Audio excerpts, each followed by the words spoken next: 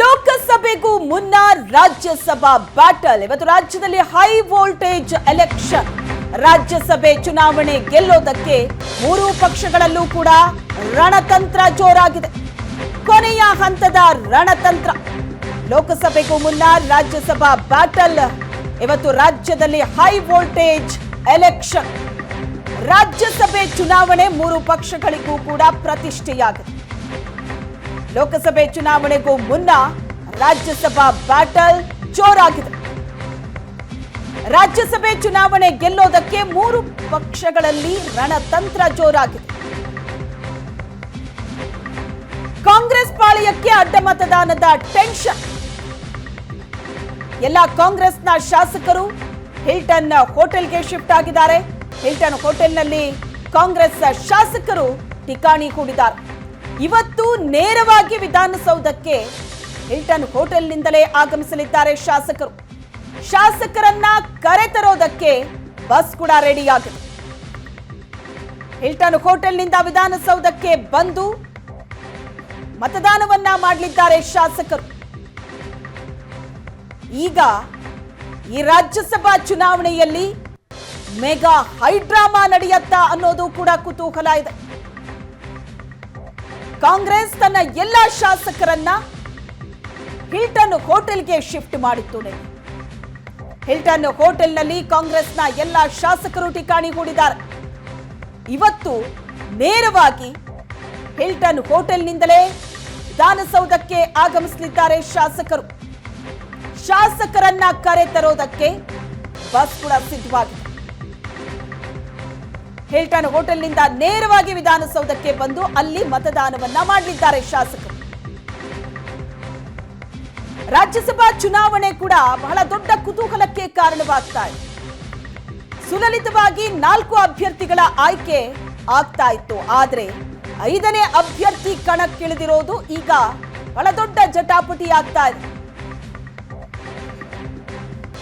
ಹಲವು ಶಾಸಕರ ಮೇಲೂ ಕೂಡ ಬಹಳ ಕುತೂಹಲದ ಕಣ್ಣಿದೆ. ಕೆಲವು ಶಾಸಕರು ಒಂದು ಪಕ್ಷದಲ್ಲಿದ್ದುಕೊಂಡು ಮತ್ತೊಂದು ಪಕ್ಷದತ್ತ ಒಂದು ಕಾಲಿಟ್ಟಿದ್ದಾರೆ. ಅಂತ ಶಾಸಕರು ಈ ಸಂದರ್ಭದಲ್ಲೇನಾದ್ರೂ ಯೂಟರ್ನ್ ಹೊಡಿತಾರಾ? ಅಂತಹ ಶಾಸಕರ ಮೇಲೆ ಎಲ್ಲರ ಕಣ್ಣಿದೆ. ಲೋಕಸಭೆ ಚುನಾವಣೆಗೂ ಮುನ್ನ ನಡೀತಾ ಇರುವಂತಹ ರಾಜ್ಯಸಭಾ ಸಮರ ಇದು.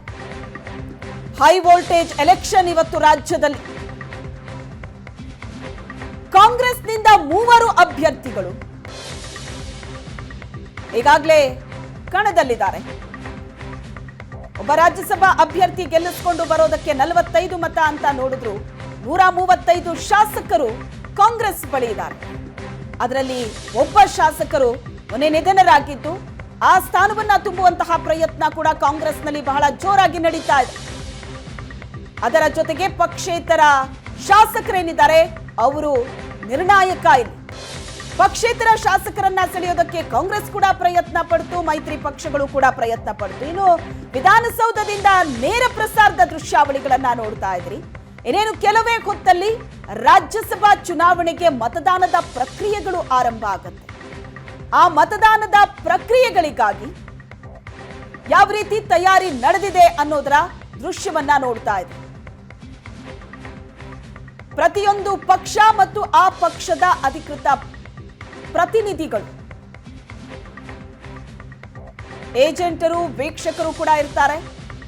ಅದರ ದೃಶ್ಯವನ್ನ ನೀವು ನೋಡ್ತಾ ಇದ್ರಿ, ಯಾವ ರೀತಿ ಈ ವೋಟಿಂಗಿಗೆ ತಯಾರಿ ನಡೆದಿದೆ ಅಂತ.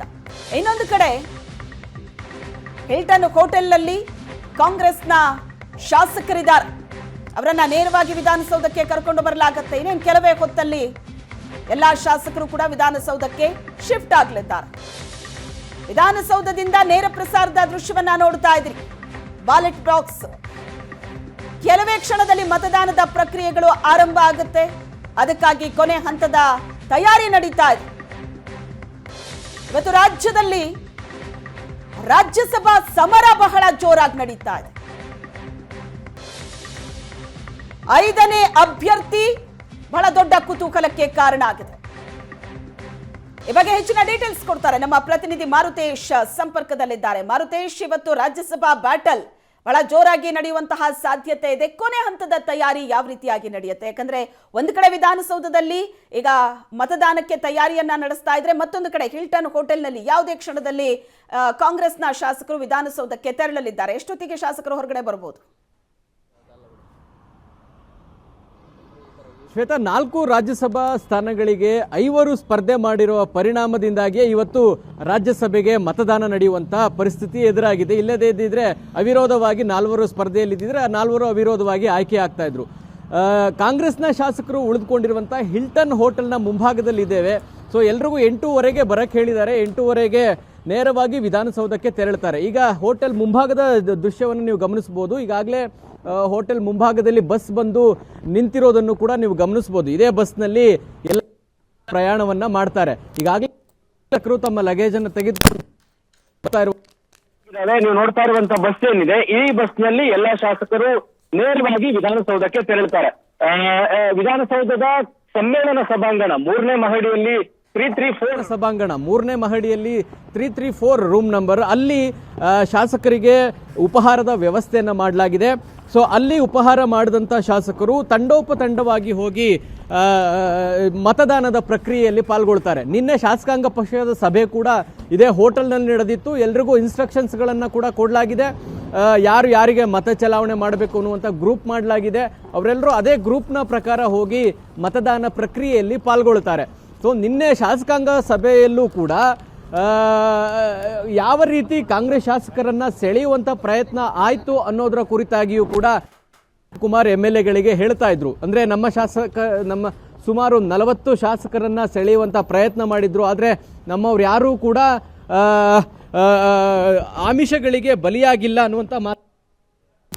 MLAಗಳು ಕೆಲವರು ತಮ್ಮ ಸ್ವಂತ ಕಾರ್ನಲ್ಲಿ ಹೋಗ್ತಿದ್ದಾರೆ ಮತ್ತು ನಮ್ಮ MLAಗಳು 40-50 ಕೋಟಿ ಕೊಟ್ಟರು ಯಾರಿಗೂ ಓಟ್ ಹಾಕಲ್ಲ ಅಂತ ಶಾಮನೂರು ಶಿವಶಂಕರಪ್ಪನವರ ಹಿರಿಯರು ಅವರನ್ನು ಕೂಡ ಸಂಪರ್ಕಿಸುವಂತ ಕೆಲಸ ಮಾಡಿದ್ದಾರೆ ಅನ್ನುವಂತ ಮಾತುಗಳಿದ್ದಾವೆ. ಜೊತೆಗೆ ಸಚಿವ ಶರಣಬಸಪ್ಪ ದರ್ಶನಾಪುರ ಅವರಿದ್ದಾರೆ. ಏನ್ ಹೇಳ್ತಾರೆ ಕೇಳೋಣ. ಕೊಟ್ಟಿಗೆ ಖರೀದಿ ಮಾಡ್ತಕ್ಕಂಥ ಶಾಸಕರು ಮಾಡಿದ್ರೆ ರಾಜ್ಯದಾಗ ಅದೇ ನಡೆಸ್ಯಾರ. ಅವ್ರದ್ದು ಅದೇ ಚಟ ಅದ. ಡೆಮೋಕ್ರಸಿಗೆ ಸರಿಯಾದಂಥ ವಿಚಾರ ಅಲ್ಲ ಅವ್ರದ್ದು. ಅವ್ರು ಒಪ್ಕೊಂಡು ಕೊಡ್ಕೊ ದುಡ್ಡು ಹೋದ್ರೂ ಹೋಗ್ಲಿ, ಭ್ರಷ್ಟಾಚಾರ ಮಾಡಿ ದುಡ್ಡು ಕೊಟ್ಟು ಇವತ್ತು ಸರ್ಕಾರ ಕಡಕಂತೂ ಇಂಥವು ಮಾಡ್ತಕ್ಕಂಥ ಕೆಲಸ ಪೂರ 200% ಕಾನ್ಫಿಡೆಂಟ್ ಆಗಿ. ಯಾಕೆ ಅನುಮಾನ ಅದ ನಿಮಗೆ? ಎಲ್ಲ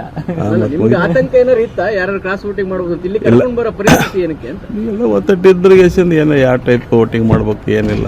ಯಾಕಂದ್ರೆ ರಿಜೆಕ್ಟ್ ಆಗ್ತಕ್ಕಂಥವು ಸ್ವಲ್ಪ ಇರ್ತಾವಲ್ಲ, ಹಾಗಾಗಿ ಏನಿಲ್ಲ ಇವತ್ತು ಕೊಡ್ತಾರೆ. ಅಲ್ಲಿ ಇವತ್ತು ಕೊಡ್ತಾರೆ ಶಾಸಕಾಂಗ ಪಕ್ಷದ ಸಭೆಯಲ್ಲಿ ಹೇಳಿದ್ರೆ ಎಲ್ಲರೂ ಕರೆಕ್ಟಾಗಿ ಏನು ಇನ್ಸ್ಟ್ರಕ್ಷನ್ಸ್ ನಾಳೆ ಕೊಡ್ತಾರೆ ಅದ್ರ ಪ್ರಕಾರ ವೋಟಿಂಗ್ ಅಂತ ಹಿರಿಯರನ್ನು ಕೂಡ ಸಂಪರ್ಕ ಮಾಡಿದ್ದಾರೆ ಅಂತ ಅವ್ರದ್ದು ಅದೇ ಕೆಲಸ ಅದಲ್ರಿ. ಸರ್ಕಾರಕ್ಕೆ ಕೇಳಾಕಿದ್ರಲ್ಲ, ಮತ್ತೆ ದುಡ್ಡು ಕೊಟ್ಟು 17 ಮಂದಿಗೆ ತೊಗೊಂಡು ಈಗ ಅವ್ರದಾಗ 8-10 ಮಂದಿ ಈಗ ಏನು ಪರಿಸ್ಥಿತಿ ಅದ. ಅವ್ರದ್ದು ಅದೇ ಕೆಲಸ ಮಾಡ್ಕೊಂಡು ಬಂದಾರೆ. ಅವರು ಎಲ್ಲಿ ರಾಜ್ಯದಾಗ ತಾವು ಸ್ವಂತ ಬಲದ ಮ್ಯಾಗ್ಲಿಂದ ಎಲ್ಲಿ ಬಂದಿಲ್ಲ. ಹಿಂಗೆ ಬಂದವ್ರಿಗೆ ಮಹಾರಾಷ್ಟ್ರದಾಗ ಯಾವ್ದು ಮಾಡಿದ್ರು, ಬೇರೆ ಕಡೆನೂ ಮಾಡಿದ್ರು, ಬರೀ ಇದೇ ಅದ ಅವ್ರದ್ದು. ಯಾಕಂದ್ರೆ ಇದು ಜನರು ಯಾವ ಪಕ್ಷಕ್ಕೆ ಮತ ಹಾಕ್ತಾರ ಆ ಸರ್ಕಾರ ಮಾಡ್ತಕ್ಕಂಥ ಕೆಲಸ ಆಗಬೇಕು. ಇವ್ರು ಹಂಗಿಲ್ಲಲ್ಲ. ಇವ್ರು 2016 ಇದೇ ಒಂದು ಎಂಬ್ರಾಸ್ಮೆಂಟ್ ಆಗಿತ್ತು JDSಗೆ ಫಾರೂಕ್ ನಿಲ್ಸಿ. ಈಗ ಅದೊಂದು ಸರ್ ಅವ್ರದ್ದು ಅನ್ನೆಸರಿ ನಿಂದ್ರಿಸಿ ಸುಮ್ಮನೆ ಕನ್ಫ್ಯೂಷನ್ ಕ್ರಿಯೇಟ್ ಮಾಡಿ ಶಾಸಕರಿಗೆ ಒಂಥರ ಅಪಮಾನನೇ ಇದು. ಏನು ಅನುಮಾನ ದೃಷ್ಟಿಯಿಂದ ನೋಡ್ತಕ್ಕಂಥ ಕೆಲಸ ಅವ್ರ ಶಾಸಕರಿಗೂ ಆಗ್ತದೆ, ಬೇರೆ ಶಾಸಕರಿಗೂ ಆಗ್ತದೆ. ಈಗ ಅವ್ರ ಶಾಸಕರು ಎಷ್ಟು ಮಂದಿ ಅಡ್ಡ ಮತದಾನ ಮಾಡ್ತಾರೆ ನೋಡ್ರಿ. JDS BJP ದವರು ಬರ್ತಾವ ನಮಗೆ 3-4 ಬರ್ತಾವ ನೋಡ. ಓಕೆ. ಇದು ಸಚಿವ ದರ್ಶನಾಪುರ್ ಹೇಳ್ತಾ ಇರುವಂತದ್ದು. ನಮ್ಮ ಶಾಸಕರಿಗೆ ಎಲ್ಲ ಇನ್ಸ್ಟ್ರಕ್ಷನ್ಸ್ಗಳನ್ನು ಕೊಟ್ಟಿದ್ದೀವಿ. ಸೆಳೆಯುವಂತ ಪ್ರಯತ್ನ ಅಂತೂ ನಿಶ್ಚಿತವಾಗಿಯೂ BJP ಮತ್ತು JDSನ ಹಿರಿಯ ನಾಯಕರು ಮಾಡಿದ್ದಾರೆ. ಅವರಿಗೆ ಇದೇ ಕೆಲಸ. ತಮ್ಮ ನಂಬರ್ ಇಲ್ಲದೆ ಇದ್ರೂ ಕೂಡ, ತಮಗೆ ಯಾವುದೇ ರೀತಿಯಾದಂಥ ಸಂಖ್ಯಾಬಲ ಇಲ್ಲದೆ ಇದ್ದಾಗಲೂ ಕೂಡ ಆ ಪ್ರಯತ್ನಗಳನ್ನು BJP ಮತ್ತು JDS ಮುಂದುವರಿಸ್ತಾ ಇದೆ. ಇದರ ಪರಿಣಾಮವನ್ನು ಎದುರಿಸ್ತಾರೆ. ಎಂಬ್ರಾಸ್ಮೆಂಟ್ ಆಗಿತ್ತು 2016ರಲ್ಲೂ ಕೂಡ. BM ಫಾರೂಕ್ 33 ಮತಗಳನ್ನು ತಗೊಂಡು ಸೋಲನ್ನು ಅನುಭವಿಸಿದ್ರು. ಈಗ ಅಂಥದ್ದೇ ಒಂದು ಹಿನ್ನಡೆಯನ್ನು ಎದುರಿಸ್ತಾರೆ. ಜೊತೆಗೆ ಸೆಳೆಯುವಂಥ ಪ್ರಯತ್ನ ಮಾಡಿದ್ರು ಕೂಡ ನಮ್ಮ ಶಾಸಕರೆಲ್ಲರೂ ಕೂಡ ಒಗ್ಗಟ್ಟಾಗಿದ್ದಾರೆ. ನಾವು ಕಾನ್ಫಿಡೆಂಟ್ ಆಗಿದ್ದೀವಿ, 3 ಅಭ್ಯರ್ಥಿಗಳನ್ನು ಗೆಲ್ತೀವಿ ಅಂತ ಹೇಳ್ತಿದ್ದಾರೆ. ಹಿಲ್ಟನ್ ಹೋಟೆಲ್ನ ಮುಂಭಾಗದಲ್ಲಿ ಈಗ MLAಗಳನ್ನು ಕರೆದುಕೊಂಡು ಹೋಗುವಂಥ ವ್ಯವಸ್ಥೆಗಳಾಗ್ತಾ ಇದ್ದಾವೆ. ಸೊ ಇನ್ನೇನು ಒಂದು 8:30 ಸುಮಾರಿಗೆ ಎಲ್ಲ ಶಾಸಕರು ನೇರವಾಗಿ ವಿಧಾನಸೌಧಕ್ಕೆ ತೆರಳಿ ಮತದಾನದ ಪ್ರಕ್ರಿಯೆಯಲ್ಲಿ ಪಾಲ್ಗೊಳ್ಳುವಂಥದ್ದು. ಶ್ವೇತಾ, ಒಟ್ಟಿನಲ್ಲಿ ಕಾಂಗ್ರೆಸ್ ಅಂತೂ ಬಹಳ ಆತ್ಮವಿಶ್ವಾಸದಲ್ಲಿದೆ. ತಮ್ಮ 3 ಅಭ್ಯರ್ಥಿಗಳು ನಿಶ್ಚಿತವಾಗಿಯೂ ಗೆಲ್ತಾರೆ ಅನ್ನುವಂಥ, ಯಾಕಂದ್ರೆ 134+4 ಓಟುಗಳು ಕಾಂಗ್ರೆಸ್ನ ಪರವಾಗಿಯೇ ಇರುವಂಥದ್ದು. ಹಾಗಾಗಿ 3 ಅಭ್ಯರ್ಥಿಗಳು ಗೆಲ್ಲೋದಕ್ಕೆ ಕಾಂಗ್ರೆಸ್ಗೆ ಯಾವುದೇ ತರಹದ ಸಮಸ್ಯೆ ಇಲ್ಲ. ಇದರ ಜೊತೆಗೂ ಕೂಡ ನಿನ್ನೆ CLP ಆದಮೇಲೆ ಒಂದು 3 ಜನ ಕಾಂಗ್ರೆಸ್ ಶಾಸಕರು SD ಸೋಮಶೇಖರ್ ಮತ್ತು ಹೆಬ್ಬಾರ್ ಅವರನ್ನ ಕರೆದುಕೊಂಡು ಬರ್ತೀವಿ ಅಂತೇಳಿ ರಾತ್ರಿ 12ವರೆಗೆ ಹೋಟೆಲ್ನಿಂದ ತೆರಳಿದ್ದಾರೆ. ಸೊ ಆ ಮಾತುಕತೆಯ ಫಲಪ್ರದ ಏನಾಗಿದೆ ಗೊತ್ತಿಲ್ಲ.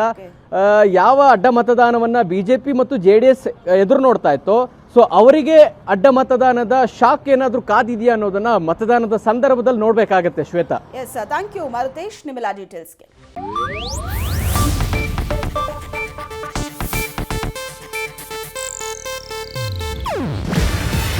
ಇದು ಏಷ್ಯಾನೆಟ್ ನ್ಯೂಸ್ ನೆಟ್ವರ್ಕ್ ಪ್ರಸ್ತುತಿ. ನೀವು ನೋಡ್ತಿದ್ದೀರಾ ಏಷ್ಯಾನೆಟ್ ಸುವರ್ಣ ನ್ಯೂಸ್.